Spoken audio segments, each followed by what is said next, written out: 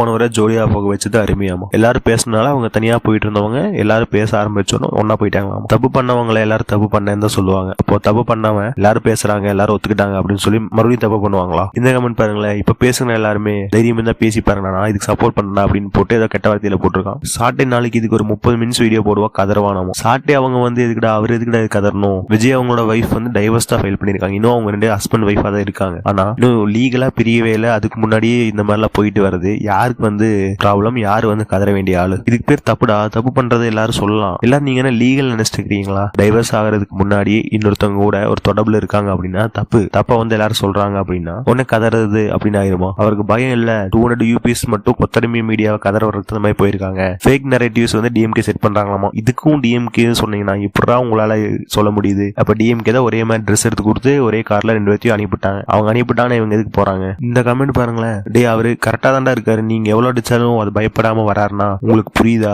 நீ எதை கொடுக்குறியோ அதை தான் உனக்கு திருப்பி கொடுக்குறான். அதுக்கு ஃபயர் விட்டுருக்காங்க. என்னடா டிஃப்ரெண்டான முட்டா இருக்கு. இந்த மாதிரி நீங்க முட்டு கொடுக்கும் போதுதான் ஒரு டிவிக்கு ஓட்டு போடலாம் நினைக்கிறவங்க, டிவிக்கு வந்தா ஏதாவது பண்ணுவாங்க அப்படின்னு நினைக்கிறவங்க கூட ரொம்ப முட்டு கொடுக்குறாங்க. இதே மாதிரி நாளைக்கு ஆட்சிக்கு வந்ததுக்கப்புறம் ஊழல் பண்ணதுக்கு அப்புறம் இவங்க பண்ணாத ஊழலா, இவங்க பண்ணாத தப்பா, இவங்க ஆட்சியில் எவ்வளவு பேர் இறக்கலையா அப்படின்னு சொல்லி நீங்க அதுக்கு முட்டு கொடுப்பீங்கன்னு சொல்லி பாதி பேர் ஓட்டு போடாம போயிருவாங்க. தப்பு பண்ணவன் யாருக்கு தெரியாம தப்பா பேசுவாங்கன்னு சொல்லி பயந்துட்டு இருப்பாங்களாமா. தப்பு பண்ணாதவன் தான் இந்த மாதிரி கட்ஸா போவாங்களாமா. என்ன இதுல என்ன கட்ஸ் இருக்கு? வைஃபை மாத்திட்டு வெளியில போறது கட்ஸா? தப்பு யார் பண்ணாலும் அந்த தப்ப கேள்வி கேட்கணும். தலைவர் சொல்றாங்க அப்படின்னு சொல்லி எல்லாத்துக்கும் ஆட்டும் அந்த மாதிரி தலையாட்டிட்டு இருந்தா தலைவர் தப்பு பண்ணா தொண்டர்கள் இருக்காங்க முட்டு கொடுப்பாங்க அப்படின்னு சொல்லி தலைவர் தப்பு பண்ணதா தோணும். அஜித்குமார் கேம்பா கோல விளம்பரம் நடிச்சோன்னா அவரையே போட்டு அடிச்சாங்க. அப்ப தப்பு பண்ணும்போது கேள்வி கேட்கணும். அது தலைவரா இருந்தாலும் கேள்வி கேட்கணும். தலைவர்னு சொல்லி என்ன சொன்னாலும் ஒத்துக்கலாம்.